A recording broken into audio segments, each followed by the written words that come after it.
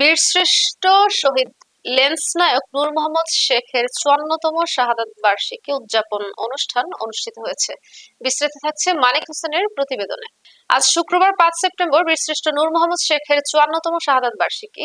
১৯৭১ সালের এ দিনে যশোর জেলার ঝিকরগাছা উপজেলায় গোয়ালহাটি গ্রামে পাক হানাদার বাহিনীর সঙ্গে সম্মুখ যুদ্ধে শাহাদাত বরণ করেন তিনি। এদিন পাকিস্তানের হানাদার বাহিনীকে প্রতিরোধ এবং দলীয় সঙ্গীদের জীবন ও অস্ত্র রক্ষা করতে গিয়ে শহীদ হন নূর মোহাম্মদ শেখ। পরে যশোরের শার্শা উপজেলার কাশীপুর গ্রামে তাকে সমাহিত করা হয়। মুক্তিযুদ্ধে অবদানের স্বীকৃতি স্বরূপ তাকে বীরশ্রেষ্ঠ খেতাবে ভূষিত করা হয়। বীরশ্রেষ্ঠ নূর মোহাম্মদ শেখ ১৯৩৬ সালের ২৬ ফেব্রুয়ারি নড়াইল সদর উপজেলার চণ্ডীপুর ইউনিয়নের মহিষখোলা গ্রামে জন্মগ্রহণ করেন। তার বাবার নাম মোহাম্মদ আমানত শেখ ও মা জেন্নাতুন্নেসা। শাহাদাত বার্ষিকী উপলক্ষে বীরশ্রেষ্ঠ লেন্স নায়ক নূর মোহাম্মদ শেখের সমাধিস্থলে কোরআন তেলাওয়াত ও গার্ড অব অনার এবং পুষ্পস্তবক অর্পণ ও আলোচনা সভা অনুষ্ঠিত হয়। এ দিনটি পালন উপলক্ষে যশোর বিজিবির পক্ষ থেকে ব্যাপক কর্মসূচি গ্রহণ করা হয়।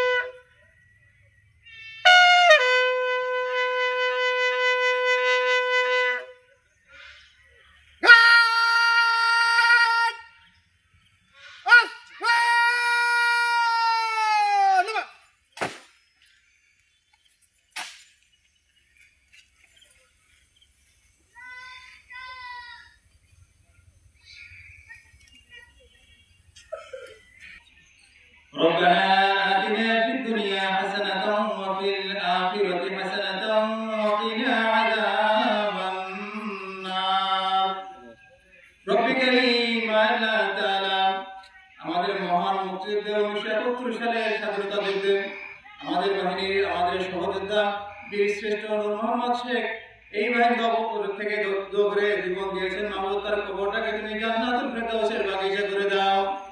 রব্বুল আলামিন এই মহান বীরের জীবনের সকল উদারাশিকে তুমি ক্ষমা করে তাকে তুমি কবুল করে নাও। রব্বুল আলামিন এই শহীদের পরিবারের সকল সদস্যদের উপর তোমার খাস রহমত নাজিল করে দাও।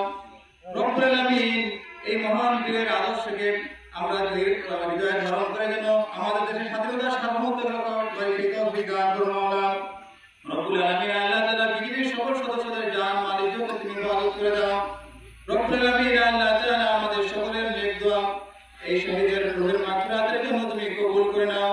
রব্বুল আলামিন রাসূলের সর্বোচ্চ শহীদ সুহাদা হযরত হামজা রাদিয়াল্লাহু তাআলা শাহাদাতের সাথে বীরশ্রেষ্ঠ নূর মোহাম্মদকে তুমি কবুল করে নাও। সুবহান রাব্বিকা রাব্বিল ইজ্জাতি আম্মা ইয়াসিফুন ওয়া সালামুন আলাল মুরসালিন ওয়া জানা আখিরা কালামিনা ইনদাল মাউত লা ইলাহা ইল্লাল্লাহু মুহাম্মাদুর রাসূলুল্লাহ।